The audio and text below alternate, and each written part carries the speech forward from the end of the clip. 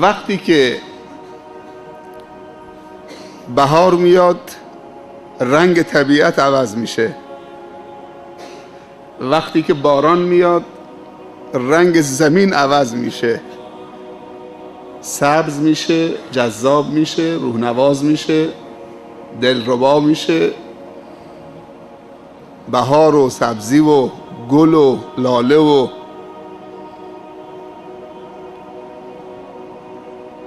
بالاخره وقتی باران به زمین میباره زمین لباسشو عوض میکنه. وقتی باران به دل میباره چه باید عوض بشه؟ نیازی نیست برای خشکیلیمون جراحی پلاستیک بکنیم. این دل اگر عوض شد، نورانی شد، صورت نورانی میشه بدون جراحی پلاستیک. دعای آینه شنیدید؟ وقتی روبروی آینه می ایستیم، نگاه تو آینه می کنیم، این دعا رو باید بخونیم. چه دعای زیبایی است! اللهم کما حسنت خلقی فاحسن خلقی. چه رابطه‌ای بین خلقت و خلق هست، بین خلق و خلق. خدایا همینطوری که خلقت من و صورت منو زیبا قرار دادید، اخلاق من و سیرت منو زیبا و حسن و نیکو قرار بده. معنیش چیه؟ اگر صورتت زیبا و جذاب باشه، اخلاق زیبا نداشته باشی، صورتت خراب میشه.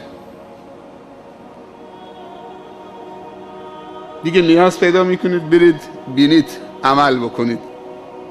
از صورت خودت هم بدت میاد، چون فکر میکنی این صورت دخترها بهش نگاه نمیکنن. جذاب نیست دیگه. چه دعای زیبایی است! این همه پول خرج میکنن، بعضی دیگه قابل کنترل نیست.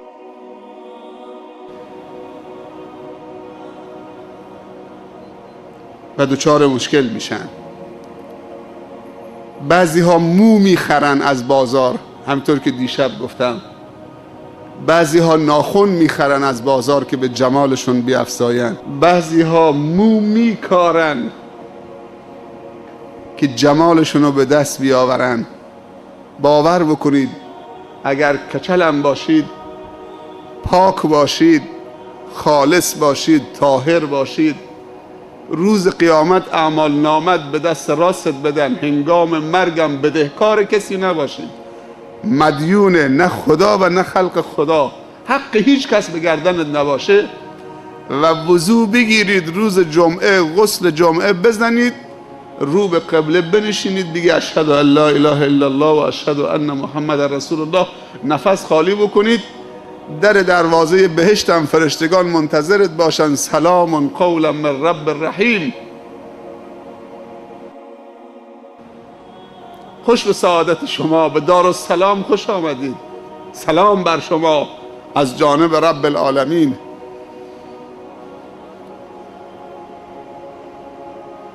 که چلم بشیم اشکال نداره، اما اگر مو بکاریم که دچار